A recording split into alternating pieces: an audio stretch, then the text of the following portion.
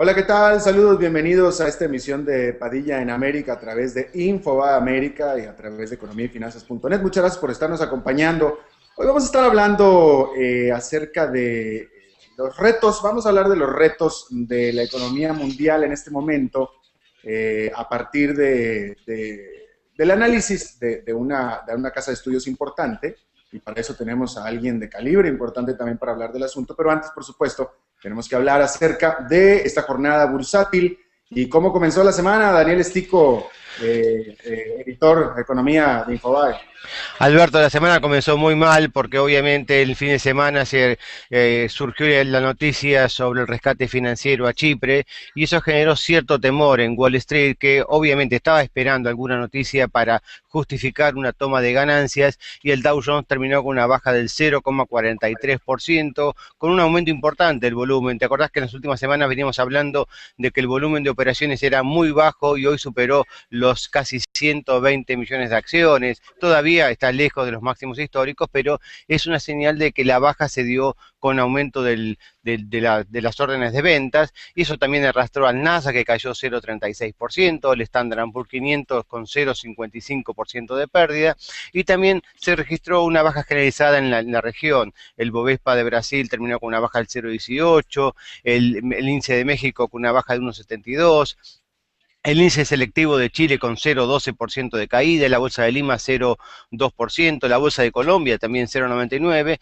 y el Merval de Buenos Aires con una caída del 1,2%. Obviamente bajan las acciones y en los mercados donde fueron a las commodities, y entonces cerró la jornada con una suba del 0,75% del oro, nuevamente superando el techo de los $1.600 la onza Troy, terminó en 1.604,50, y también subió levemente el petróleo a $93,64 el barril. Bueno, pues Daniel Estico, editor de Economía de Infobae desde Buenos Aires, pues te agradezco mucho tu reporte, mi querido Daniel. Un abrazo, gracias. Gracias. Bueno, a ver, vamos a integrar a la charla, al análisis, pues alguien que sabe de mucho de análisis, un muy buen amigo mío, muy querido amigo mío, primera vez en esta emisión de Infobae América, pero pues bueno, compañero de muchos años de batallas, mi querido Martín Redrado. Antes de presentar, bueno, te voy a presentar Martín Redrado, primero que nada, muy amigo mío, excelente analista, alguien que respeto mucho profesionalmente, ex gobernador del Banco Central de Argentina y, bueno, doctor en economía, actual árbitro de la Organización Mundial de Comercio, y eso nada más por hablar de las más pequeñas de las credenciales. Mi querido Martín, ¿cómo estás?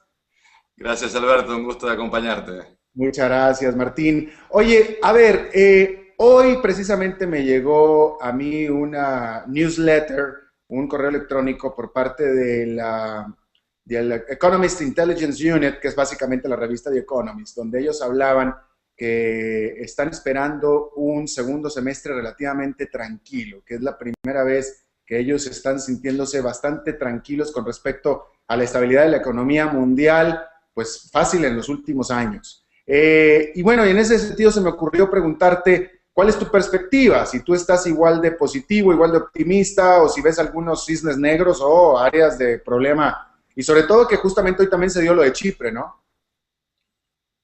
Sí, así es, Alberto.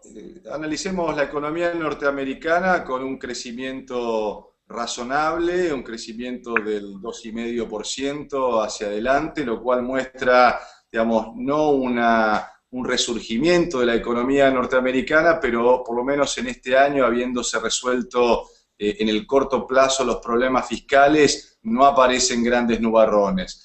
El centro de atención sigue estando en Europa y siempre, como dices tú, uno tiene que esperar qué cosa puede ir mal en Europa, y sin duda no muchos analistas tenían el tema de Chipre como un problema que podía emerger, sobre todo en su sistema bancario. Es un problema chico, es un problema que se puede contener, siempre el problema es el efecto contagio.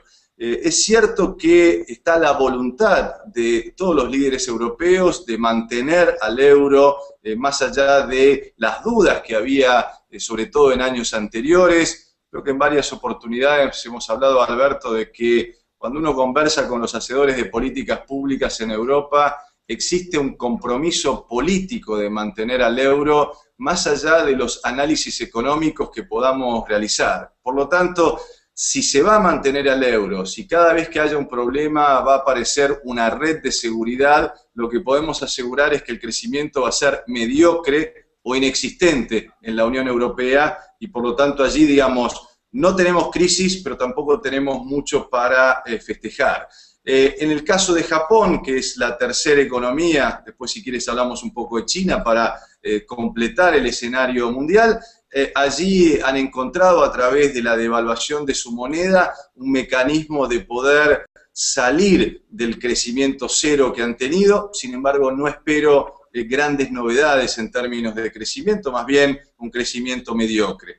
El gran tema siempre sigue siendo China y en particular si se puede mantener estas tasas de crecimiento. Allí han mostrado efectividad, sobre todo las políticas de apoyo al gasto, las políticas de apoyo a la inversión, que han mantenido el crecimiento chino en niveles razonables, menores de los que veníamos acostumbrados, pero a tasas, digamos, que están en aproximadamente el 8% anual.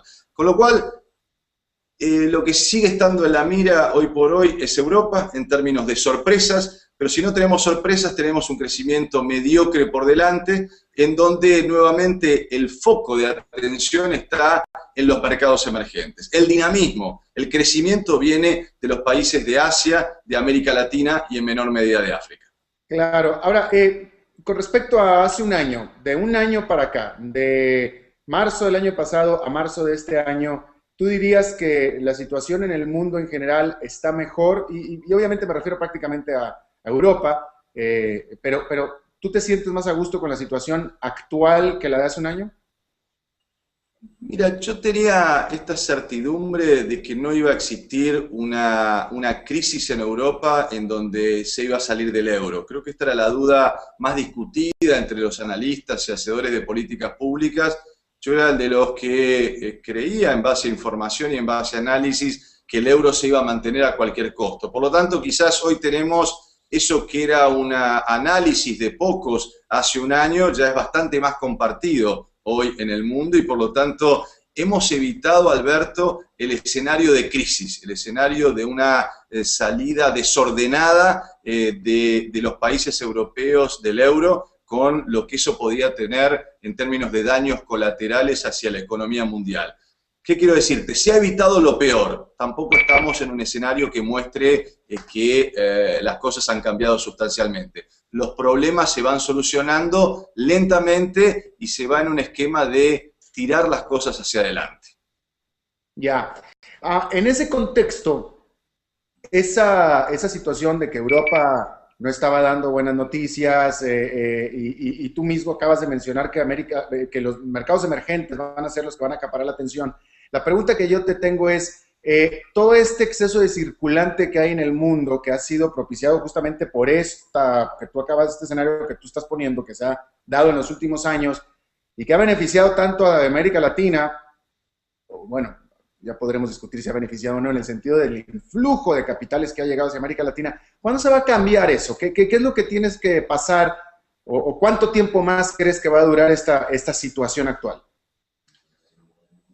Mira, a mí no me gusta realizar escenarios a 2 o 3 años, ¿verdad? Creo que los escenarios hay que irlos revisando por lo menos año tras año, pero lo que te puedo decir es que en lo que nos da la mirada, si uno hace un escenario hasta fines del 2014, por lo menos tenemos un escenario benigno en términos de una cantidad de dólares, una cantidad de euros, una cantidad de yenes que siguen buscando en los países emergentes un lugar para invertir, un lugar para generar dinero de largo plazo, para ir hacia proyectos de inversión o de financiamiento que los necesiten, y estará en nuestra habilidad tener precisamente poder seleccionar hacia dónde América Latina necesita principalmente infraestructura, y bueno, estará en quienes tienen la posibilidad de obtener estos fondos, aplicarlos precisamente a inversiones que nos den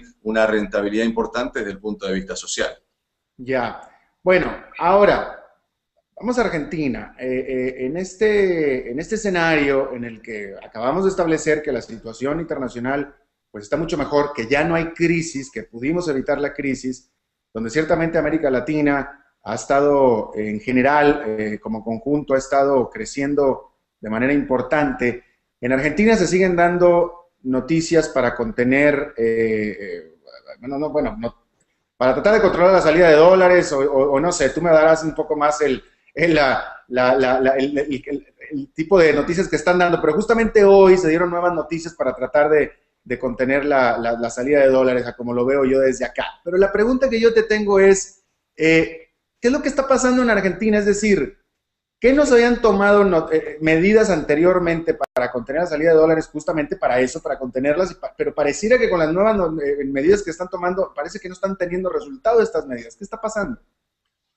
Mira, Alberto, la política cambiaria ha ingresado en un laberinto. Y de ese laberinto uno puede salir de dos maneras, o tratando de buscar la salida o, en muchos casos, saliendo hacia arriba de ese laberinto. El gobierno insiste en golpearse hacia adelante y golpearse con los espejos o con las paredes de ese laberinto, en lugar de buscar una salida adicional.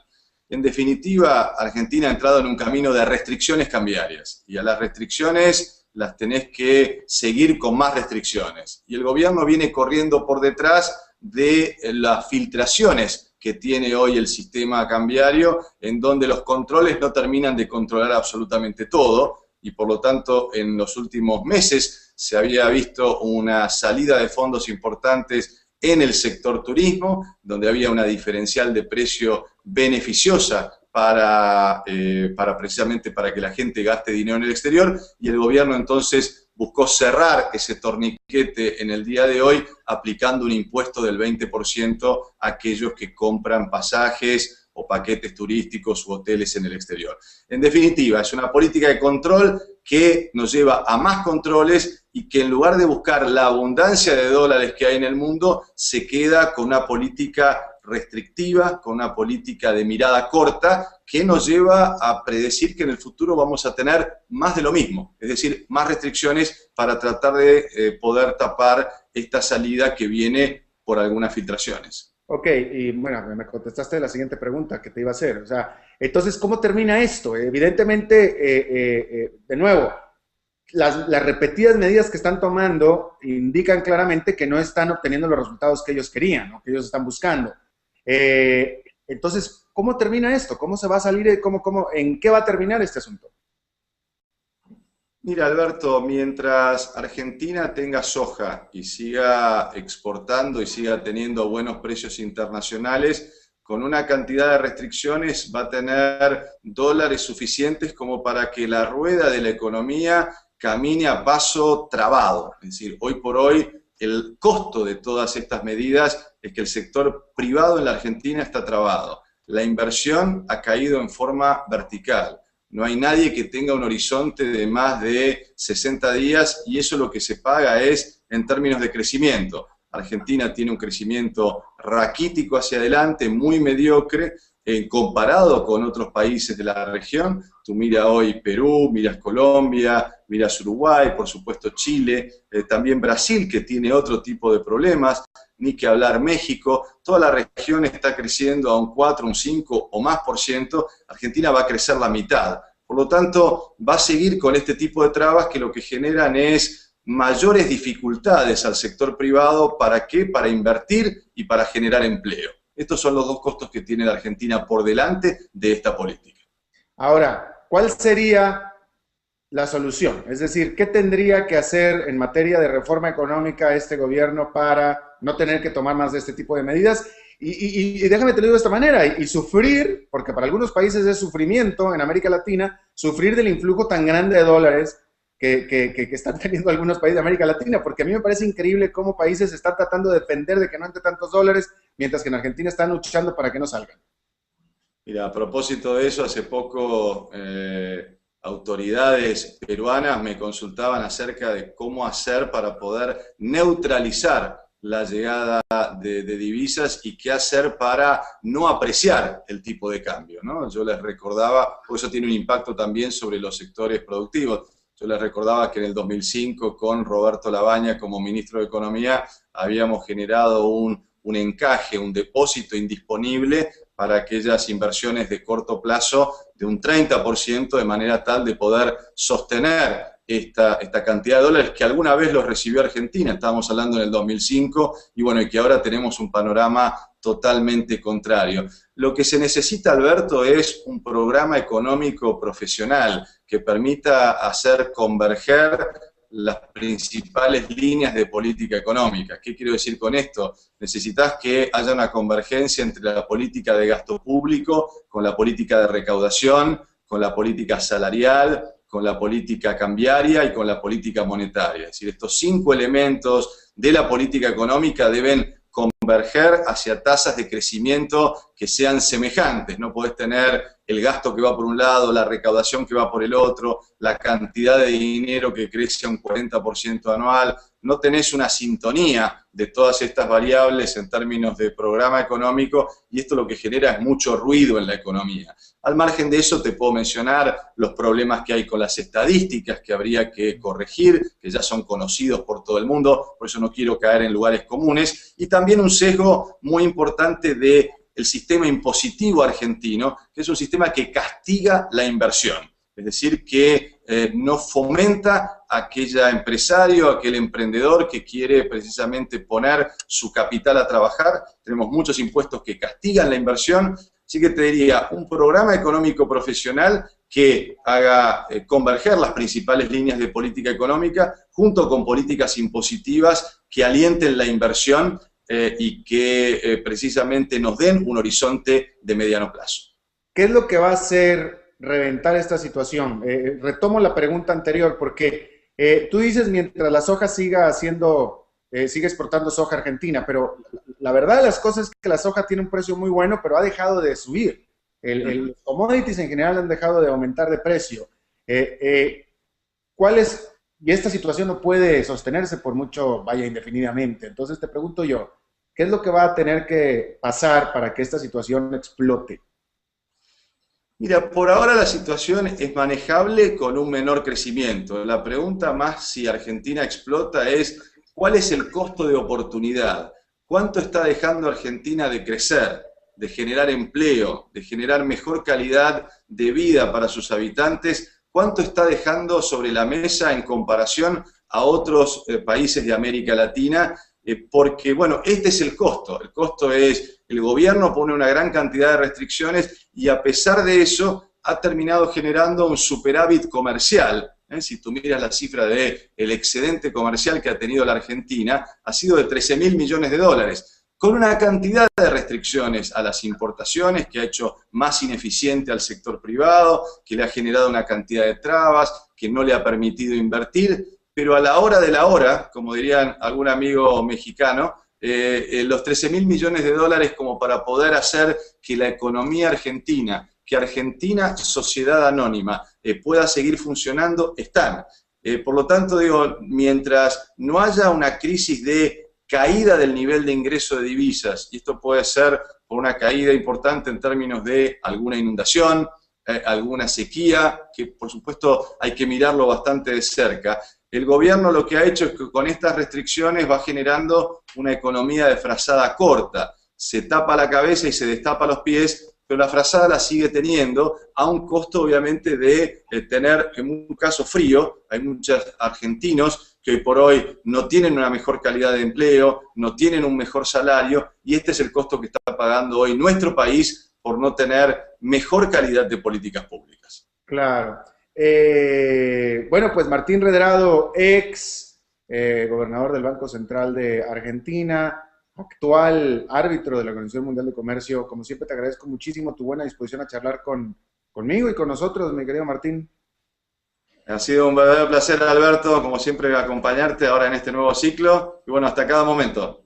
Bueno, en este nuevo ciclo, tú y yo hemos tenido varios ciclos, tuyos, míos y de todos. Así es, y vendrá mucho más por adelante. Aquí estamos sobreviviendo, exactamente. Martín, muchísimas gracias. Que te vaya muy bien. Y eso es todo lo que tenemos por esta emisión de Padilla en América. Muchas gracias por habernos acompañado. Por cierto, que hablando de acompañarnos, les pido que nos acompañen vía Facebook también, en nuestra página de Facebook, Padilla en América, Facebook Padilla en América, donde puede participar con sus comentarios, con sus preguntas, con sus comentarios y, muy importante, con sus me gusta o con sus likes. De nuevo, muchas gracias. Ahí tiene la página en su pantalla para que la visite. Muchas gracias por habernos acompañado. Nos vemos en la próxima y que la pase muy bien. Del análisis de una casa de estudios importante, y para eso tenemos a alguien de calibre importante también para hablar del asunto, pero antes, por supuesto, tenemos que hablar acerca de esta jornada bursátil y cómo comenzó la semana. Daniel Estico, editor de Economía de Infobae. Alberto, la semana comenzó muy mal porque obviamente el fin de semana surgió la noticia sobre el rescate financiero a Chipre y eso generó cierto temor en Wall Street, que obviamente estaba esperando alguna noticia para justificar una toma de ganancias, y el Dow Jones terminó con una baja del 0,43%, con un aumento importante del volumen. ¿Te acordás que en las últimas semanas veníamos hablando de que el volumen de operaciones era muy bajo y hoy superó los casi 120 millones de acciones? Todavía está lejos de los máximos históricos, pero es una señal de que la baja se dio con aumento de las órdenes de ventas, y eso también arrastró al Nasdaq, que cayó 0,36%, el Standard & Poor's 500 con 0,55% de pérdida, y también se registró una baja generalizada en la región. El Bovespa de Brasil terminó con una baja del 0,18%, el índice de México con una baja de 1,72%.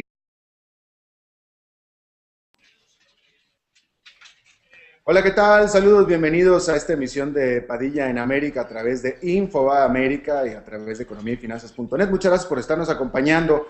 Hoy vamos a estar hablando acerca de los retos, vamos a hablar de los retos de la economía mundial en este momento a partir de... El índice selectivo de Chile con 0,12% de caída, la bolsa de Lima 0,2%, la bolsa de Colombia también 0,99% y el Merval de Buenos Aires con una caída del 1,2%. Obviamente bajan las acciones y en los mercados donde fueron a las commodities, y entonces cerró la jornada con una suba del 0,75% del oro, con nuevamente